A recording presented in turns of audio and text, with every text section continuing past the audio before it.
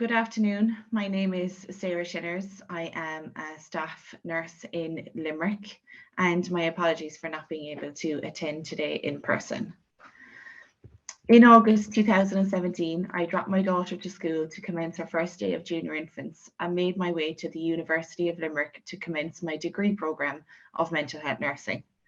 I was both nervous and excited, but nothing could have prepared me for the 4 years ahead. A famous line we heard over the 4 years was, well, this is what you signed up for.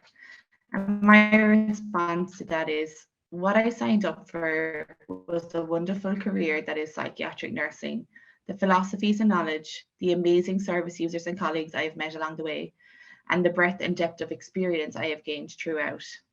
What I did not sign up for was the long travel to placement sites for an allowance of €50 and 79 cents a week, waiting months to be reimbursed less than your expenses have cost you, and sometimes having to seek accommodation, all while studying, maintaining a part-time job, doing assignments, and in my case, being a mum.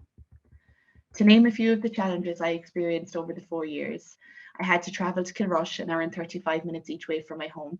I had to travel to Thurles, Kilmallock, Ennis, just to name a few more, all again an hour each way from home, paying for diesel myself, working hard 35 hours a week, and then trying to maintain my part-time job Saturdays and Sundays while doing assignments, studying, and making time for my family.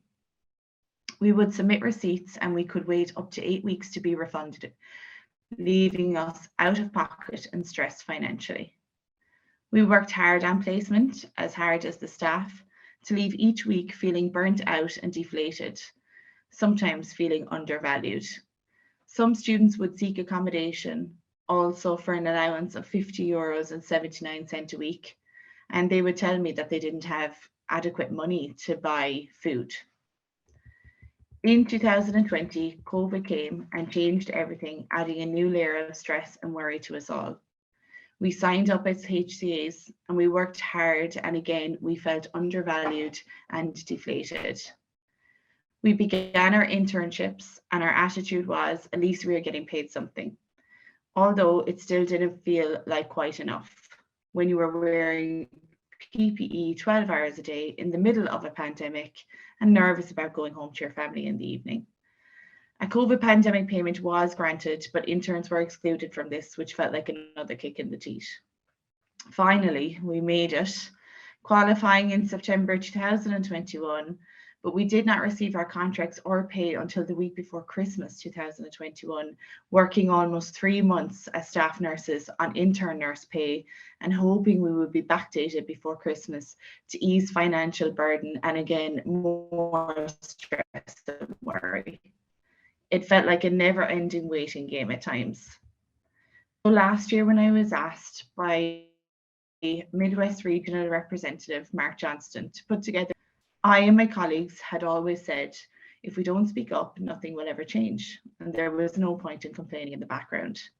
Little did I know it would lead to me meeting Peter Hughes and Aisling Culhane and being submerged into the process of pursuing a campaign which included preparing submissions for reports, offering testimonials to government and HSE officials, sharing information with all my colleagues, and the overall experience I gained in the tireless work that the PNA does.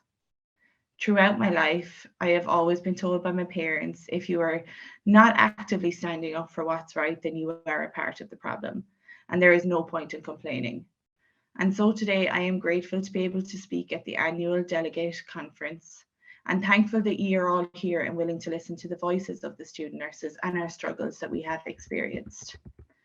We are aware now that COVID pandemic grant has been awarded and travel allowances have been increased, and we are delighted for the students coming along after us that hopefully this will alleviate some of the stressors that we experienced.